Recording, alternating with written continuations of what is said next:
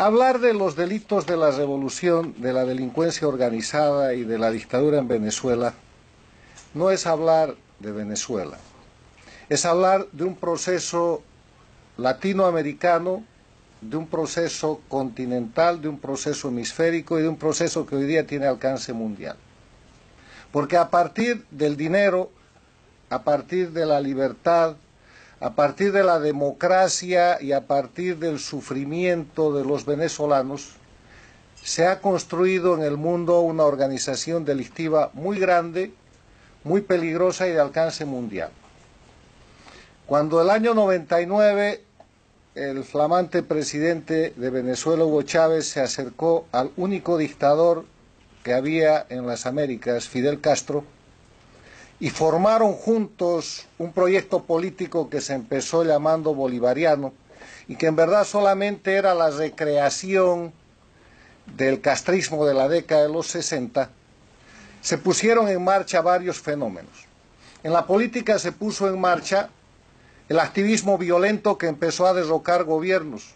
Sucedió en la Argentina con De la Rúa, después en el Ecuador, después en Bolivia con Sánchez de Lozada el 2003, después de nuevo en el Ecuador. Hace tiempo que no caían gobiernos. Claro, la década del 90 fue una década tranquila porque el castrismo, la dictadura cubana, no tenía dinero para conspirar ni para llevar adelante procesos subversivos, porque se había caído el muro de Berlín, se había terminado la Unión Soviética y no había subvención.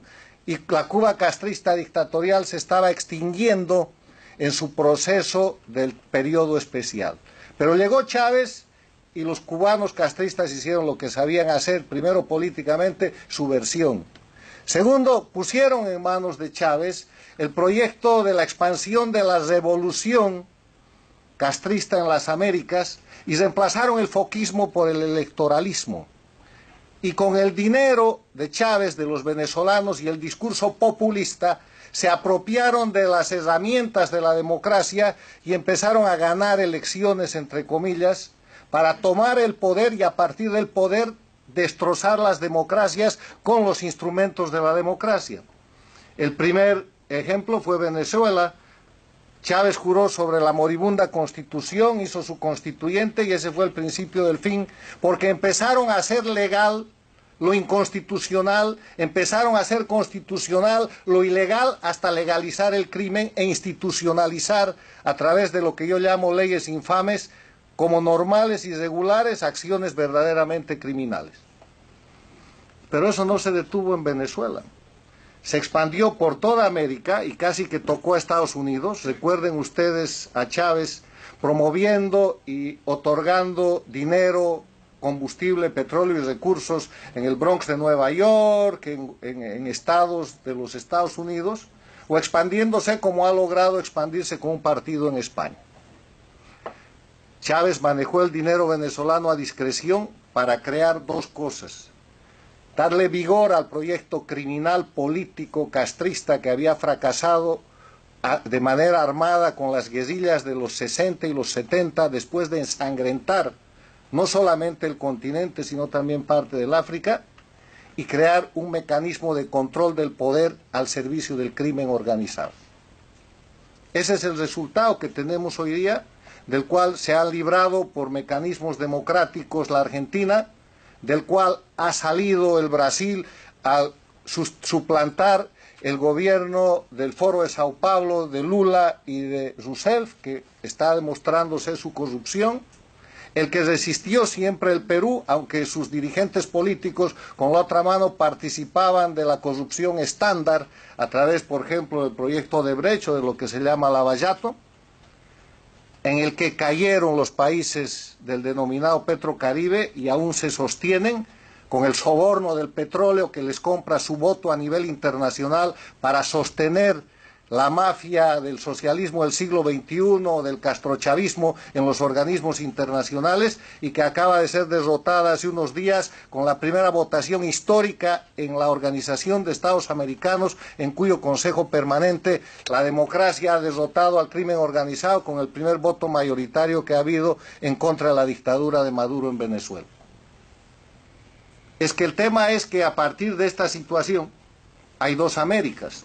una América democrática y una América dictatorial, como yo la he descrito en un libro que ya tiene casi 2 años, pero que mirando la realidad objetiva de los hechos, esto va más allá. Hay una América democrática y una América dictatorial que se ha convertido en América criminal. Porque la dictadura es un concepto político, pero cuando el Estado es tomado por el crimen organizado, entonces eso deja de ser un concepto político para pasar a ser un concepto de amenaza a lo que es la seguridad y la paz internacionales y convertirse en crimen organizado transnacional que no está en el ámbito de la política, sino en el ámbito de aplicación de la Convención de Palermo que tanto se ha comentado. Ustedes conocen que la democracia como política tiene como elementos esenciales el respeto a los derechos humanos, la libertad, el Estado de Derecho, la división e independencia de poderes, las elecciones libres y justas y la libre organización política. Hay que aceptar también que en democracia hay corrupción. Hay corrupción donde hay ser humano, pero la democracia permite prevenir, acusar, sancionar y recuperar lo que se ha producido en materia de corrupción. Y si no, miren lo que está pasando en el Perú con expresidentes presos, legítimamente perseguidos por casos de corrupción, lo que está pasando en el Brasil con Lula, y compárenlo con lo que está pasando en Venezuela, donde pese a 35 o 50 millones que recibió el dictador, nada vuela, o lo que pasa en el Ecuador, que es un país de este grupo de las dictaduras del crimen organizado, que está tratando de salir, pero que todavía con la otra mano encubre y no termina de incorporarse a la democracia. En cambio, en las dictaduras del crimen organizado, la corrupción es un elemento esencial, porque convierten ese elemento esencial en delitos de acción habitual para hacer leyes infames a través de un poder legislativo controlado, para controlar un poder judicial que produce encubrimiento, impunidad y que termina formando narcoestados. En esa dinámica, hoy día tenemos en América a Cuba, que es el líder de este grupo.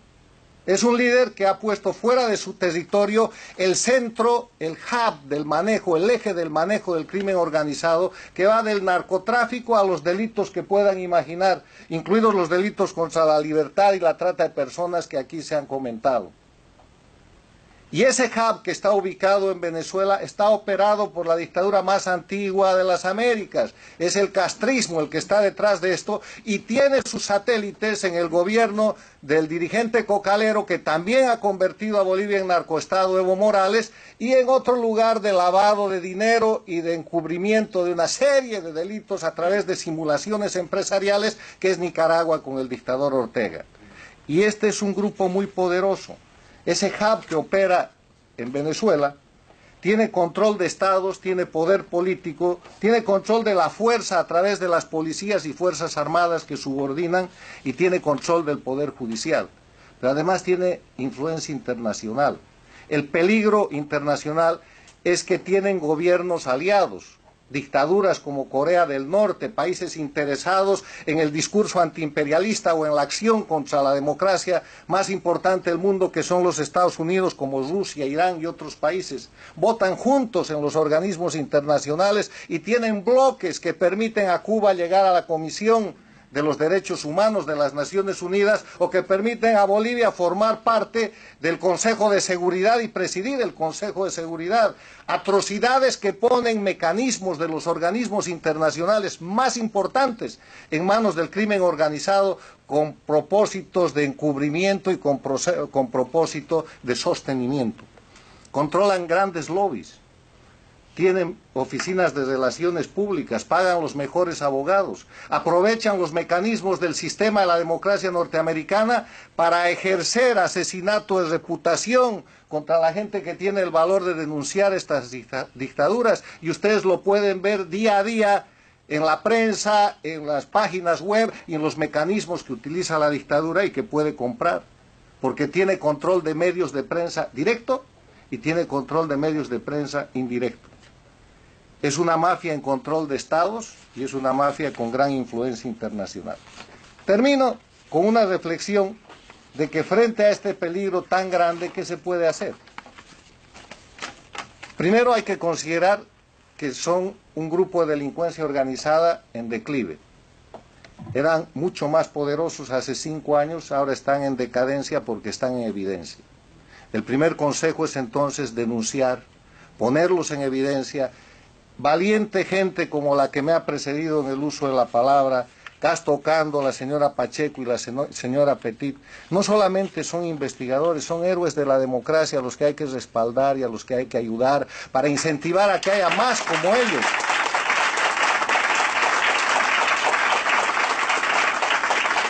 Porque para hacer lo que ellos hacen, no solamente hay que ser experto, no solamente hay que ser estudioso, serio, hay que ser valiente. Porque ellos están arriesgando su profesión, su patrimonio, su vida y la de sus seres queridos porque están enfrentando la organización criminal de la que la historia no tiene precedente en nuestra región. La organización criminal más grande sobre la que no hay precedente en la región ni en el hemisferio. Otra cosa que hay que hacer es algo que se está haciendo pero que hay que profundizar.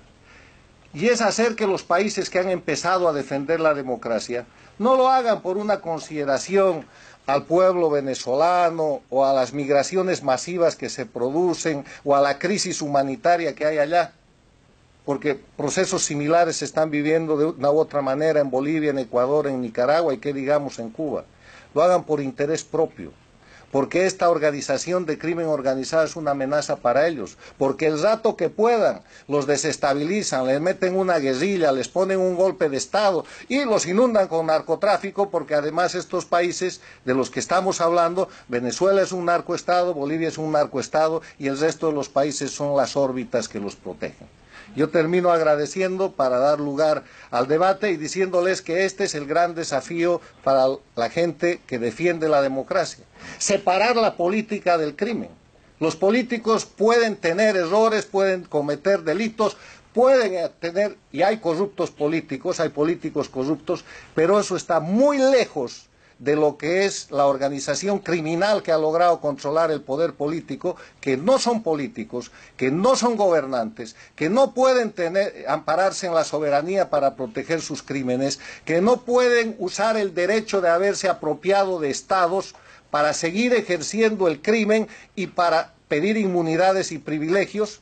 Y esa es la gran tarea. Hay que separar la política del crimen organizado y señalar con claridad que Cuba, Venezuela, Bolivia y Nicaragua y el Ecuador en sospecha, si es que las cosas no son más claras, y Colombia bajo amenaza, están bajo la sombra y control del crimen organizado transnacional. Gracias.